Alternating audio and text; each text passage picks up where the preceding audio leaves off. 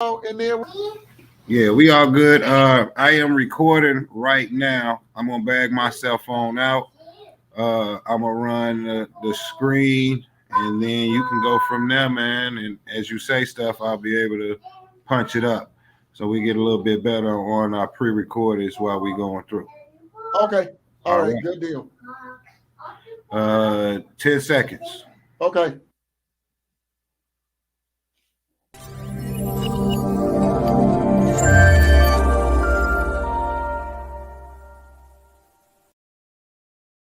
Evening, good morning, and good night, everyone. Welcome to the Life Show. My name is Tyrone Brown Jr., and I am so happy to be here. I have a really good friend of mine that is all the way from Greece. I'm happy to bring him on the show.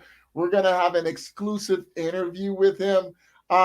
So, what I'm going to do is I'm going to introduce him. But before I introduce him, I just want to give a shout out to Fox Glen Marketing and Jackie Roper Jr. for all of the production that they're doing with the live show. Thank you so much. You can tune in, ladies and gentlemen, on our website, which is above me, www.thelifeshowpodcast.com. Also, you can go on and subscribe to our channel on YouTube at the Life Show Podcast, as well as we are on all things social media. Guess what? We even got a TikTok, y'all. I'm trying to tell you, we coming for it. All right. And then we now have our own QR code. So it is going to be amazing. We're on Instagram at the Life Show Podcast. Also, we are on Twitter at the_life_show. So you can follow us on all things social media on or with the live show. And so with all of that said and done, I'm going to bring on my good friend that is from Greece. And I'm going to call him Kostas. How are you, my friend? How are you? I am doing great. Thank you so much for asking. How about you? I'm doing well, man. I'm doing well. This is just to, do an interview with you, man, and just to see exactly how it is on the other side of the world. So, where exactly are you from in Greece? I actually live in the northern part of Greece. Like Greece isn't a big country, obviously, but I live in the Macedonian part, as we call it, part of the Greece, northern Greece, in a very small town, actually. And yeah, that's about it, actually. Good. And I see that you have a DJ title. So can you tell us a little bit about your DJ background? It's actually not just DJing, but also producing as well, since I also make my very own music. And to be honest with you, like it did start a while back, actually. I think like maybe 7 years ago, 6 years ago. But Wow. I got into producing around 3 years ago, so it's a bit more like it's much a newer thing for me in general. But yeah, like I started DJing at a very young age as well. I remember back then I didn't have like a like controller so that I would be able to mix like a normal person. Right. Yeah, I mean, I was just using my computer and stuff. And when I first got like a professional controller, I was like, yeah, I'm going to make some fire mixes right now. So yeah, this is the background of DJing and producing and stuff. Okay. So how did you get your start into DJing and doing production? What was your passion to get into it, to get involved? Actually, that's a great question. When it comes to DJing, actually, I will split this into two sections: the DJing part and the producing part. So the DJing part, I always wanted to be able to play in a club and stuff like that, and be able to make other people happy because that's always what I love doing. But as soon as I had I don't know how to call it, like a deal, or like I was contacted by a boss from a club to Okay, be to be able to work there. The pandemic broke up, and I wasn't able to work basically. I see. Uh, and Yeah, that's like with the DJing. I just always wanted to be able to mix to mix songs, and also my songs in a club or in a massive stage and stuff like that. And That actually made me want to make my very own music as well. I was always watching, some tutorials on YouTube on how I can start making music, because I'm self-taught. Like, I don't come from a family that has musical background, if I can say so. So I was just watching some tutorials, and I kept like taking notes and stuff like that about music theory, and this is how I started making my own music as well. Um, I mean, for DJing, for me at least, it's much easier. But for production, making your very own beats, your very own music, I think this is the most beautiful part, because like when you're making it, you feel like you can take over the world. You feel that you have your very own signature in the songs that you make, right? So yeah. Absolutely. Well, that's awesome, man. I'm really interested in your story, and how you got started. And first off, I want to address number one, how we met, how you and I met, because I think, if I'm not mistaken, it's a little bit over a year, if I'm not mistaken, or almost a That's year, true. something like that. Yeah, that's true. Yeah, so I want to make sure that the audience knows how we met, and how you came in contact with the live show. So can you break that down, and then give us a little about how that all started? Yeah, to be honest with you, there was one day, like I'm taking it a while back, but there was just one day where I was feeling really bad, and I just wanted to be able to talk to someone. And sometimes you might need to speak to some people overseas, and these people might be able to understand you more. It depends on the person, I guess. Yeah. So I was just searching on YouTube about musical lives, and the live show actually popped on my recommendation list, and I immediately clicked it. And when I first joined the live, I instantly felt like a warm atmosphere. I don't know if this makes sense, but I mean, Yeah. it just felt like a beautiful climate, basically. Um, and I mean, instantly when I first described how I was feeling and stuff like that, I saw that everyone was there, and that they were open minded, ready to listen, which is really really important for me. And I instantly fell in love with the project and the idea of the stream. And one of the things that I really love about this is that you guys talk about so many different subjects, and this is really, really important to be able to help other people, because for me this is helping other people to like to become better, to better themselves, basically, which is really important. And that's it basically. I Well, really thank love you. I it. mean, I appreciate that, for you sharing that. That is really beneficial, because people need to know where we got our start, and now that we're reaching even on the other side of the earth, to now impact other countries, not just United States, but in Mhm. Greece, in Africa. And I've always stated, it's not just about me, but it's about empowering other people. And so we're glad that we connected. I'm glad that we connected. And even going forward, I want to get into your raising, and where you were brought up. Well, we know that you were brought up in Greece, but exactly how old are you, or how young are you, should I say? I am 25 years old, actually.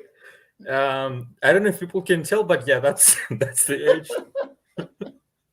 Man, and check this out, ladies and gentlemen. Look, really great guy. And before we go, matter of fact, before we go any further, I want to give you an opportunity to give your information, as far as your production services online, where you are, how can people reach out and see what you're doing, as far as Facebook or any other social media account at this time?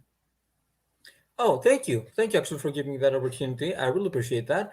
Definitely. Uh, well, I mean, I don't actually. I'm not so involved with social media. The main social media that I'm using is Facebook and YouTube.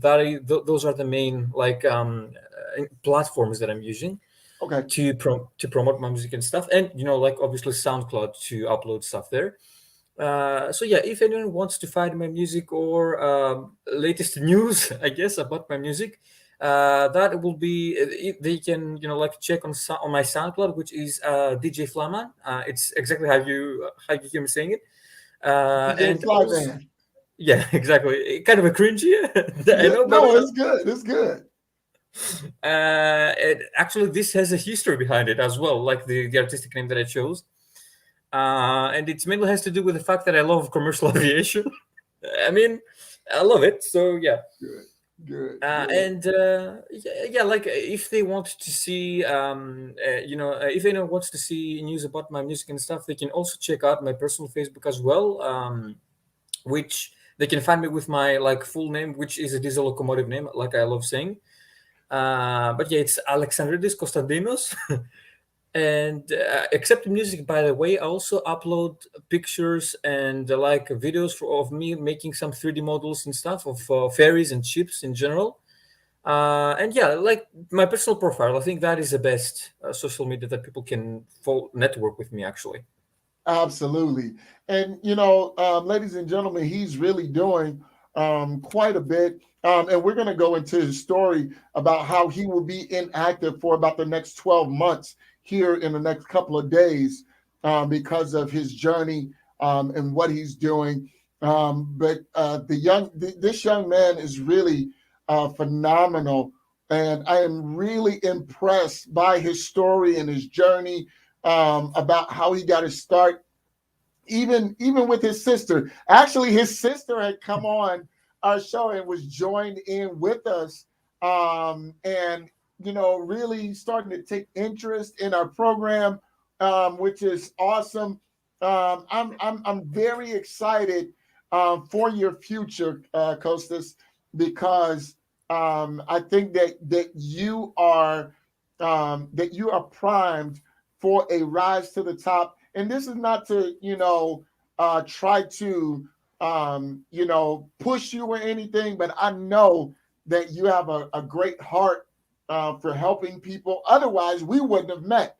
And so I want you to even talk about, your raising, how it was, and coming leading on up to this point where you are. And then also, if you would go into the next 12 months of your life, of where you're going to be going and how you guys do things over there in Greece. When you're talking about my raising, you mean like my childhood and stuff? Sure. Yes. Yeah. So actually, I had a really beautiful childhood. Childhood, I can talk, and I actually have so many beautiful memories. To be honest, I think it's mostly like that in Greece, with most like typical Greek families. I always had and still have parents that are very supportive of what I do, which is really important. They are very overprotective. That's true, but I mean, like parents are like that, I guess. So Sure. I think most of them are. yeah, exactly. I mean, I was brought up with values of like accepting everyone and loving every single person and trying to help as much as I can. Yeah. um the only downside to that is that I think that I'm a bit too like emotional, which is really not good, I think, so I have to change that. But and Okay. like maybe the army can help with that. Yeah. And speaking of the army, that's like about my future, that's the main thing that I have to face right now, because like in Greece, it is required by the law to serve in the army for a minimum of 9 months. It used to be 9 months. They made it Okay. to 12 right now. And like I heard, most of my friends have already been in the army, and they keep telling me that it's going to be very. You're not going to be able to understand how time flew. Basically, it will be very easy because right now the army is like how can I put this? It's a very easy thing to do. Basically, Okay. uh, I mean, if you want to join special forces and stuff like that, then yes, it's way too difficult. Sure. But I mean, if you just go to like serve your duties and finish with the army and stuff like that, that's I think it's easy. And the reason as to why I really want to go there and finish with the army is that I really want to find a proper job so that I will be able to basically live like a normal person here. And the truth is that the like for every type of work here, they always ask for males. They always ask if you have finished your army duties. So and in fact, I had like one of my dad's friends. He invited me to go to like to a meeting with someone for a job, Okay. and he like I gave him my resume and the paper, where it says everything that I did. Sure. And yeah, and he was like, I really like what I see here, but the only problem we have is that you haven't finished your army duties. So I have to go and finish with my army. That's the main thing that I have to do right now for the future. And yeah, like I mean, the only other things that I want to do currently are after the army. I mean, are to just find a proper job and be able to support my family as well, because this is really important for me. Um, I don't want my family to support me. Support me. I don't want my family to pay for my needs. Basically, that's what I'm trying to say here. And I want to be the one that will help them. I want to be the one that will be there for them in any case or in any problem they might face. And since we currently have my grandpa being in a very serious state with his health, I really want to be able to help financially with my grandpa if he ever gets to the hospital again. Because to be honest with you, if he does get to the hospital, our family doctor told us that that will be the end for him. Sure. So yeah, I mean, kind of dramatic, but you know, Well, the biggest thing is that that's you know, and thank you for sharing that. That's a big difference from the culture that we have here in the U.S. Here it is. You're 25 years old and you're already looking to better yourself at this moment. And then you already have a heart to say, look, you know, I don't want my parents to support me. Mhm. I want to be able to support them as well as my grandfather. And that says a lot, about your culture and different things. And what you were saying is that in Greece, the army it's looked on as being honorable. The Yeah, army, when you go in, what it does is it really puts honor on your resume. As your dad's friend was talking, and you were giving some insight as to what he thought, that really gives credence to what you were saying. That here it is. He looked at your resume. He was like, "Look, I love what I'm seeing, but the only thing that's missing is the army the army on your resume." And that says a whole lot about the culture there. And speaking of culture, can you talk about the culture that's there in Greece? sure. I mean, Greece is like most countries in the Orthodox branch, a Christian Orthodox country, which means that like going to the church is really important. It's not necessary, but it's part of our culture. Sure. um, and like usually every Sunday we go to the church to attend some holy traditions that we have here. And after that, we usually go for drinks and stuff like that. For I mean, for a tea or for like breakfast and stuff like that. Got it. Um, so yeah, like usually every single Sunday we go to the church, and you always, I mean, every single Greek house has a small corner where you have different like pictures of saints or Jesus Christ, for example. You have like a specific small place in the room where all of these photos are collected, basically. And in this like small place, if you feel they need to pray or stuff like that, you always go there and you just pray, basically. um, and it's also common to see people carrying like small photos of saints in their purses as well, in their bags. What else? Food is also obviously a huge part of Greek culture. Okay. um, I really don't want to brag, but I think that we have the best food. um, Yeah. Brag on, my man. Brag on, because I love to eat, man. exactly, I'm sure that you will love it here then, because like it's an amazing Good seriously. deal. Yeah, it's like we have things that I didn't even know existed. For example, I learned with my sister, who, by the way, lives in Athens right now. She doesn't live in my hometown, which is actually a big distance because Athens is around 580 kilometers from me, around like 6 hours with the bus. And she told me that they have a specific type of burger there called Angus burger, which is like a massive burger with like Yeah. so many different stuff. I love. Uh, You know what? I haven't eaten a burger in quite a while, but when I do eat them, man, it's something to behold. But man, you and were talking about the Angus burger and your food, the culture there, man. Um, I'm intrigued with other cultures. I really am, and bringing out the values that every family, goes to church. Every family, is really, locked into a higher being, a higher power than themselves, and they even separate rooms where they can go in and pray in their Mhm. homes, and that's really big to me. Yeah, it's a classical part of the culture, actually. Yeah, like most people do that, and it's speaking about cultures, I honestly don't think that the United States and Greece have different cultures, for me at Okay. least.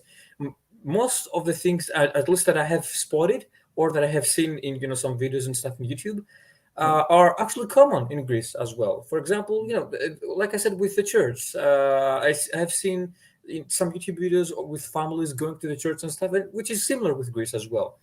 Okay. So we when it comes to this aspect, there are some things that are similar. I mean, I don't know what kind of difference would you say that we have when it comes to the culture between like the Well, United States and Greece? the thing is that when you were talking about culture and um, especially locally, I don't the military is more so of an option for the United States. If you want to, then of course you can join the military, or the army, as we and there are different branches where you got the Air Force, you have the Marines, Hmm. you have the Navy, and you have those things. You have those different branches, but a lot of people, what they'll do is they'll go, and they may do a stint in the armed forces, but then they may not.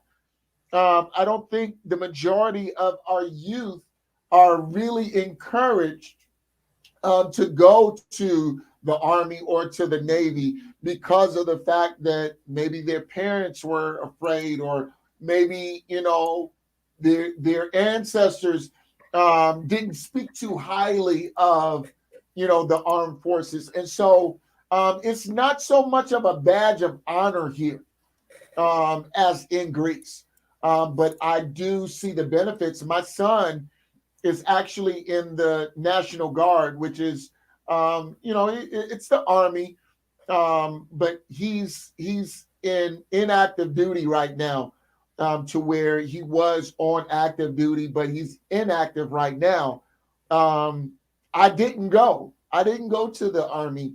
I think I got cold feet at the end, or towards the end, should I say? But with me, I just encouraged my son to make his own decision, as far as what he wanted to do with his life. And my son has turned out very, very well. He'll be 22 next month, to which I'm very proud. But That's amazing. this now, this culture here in America, I think,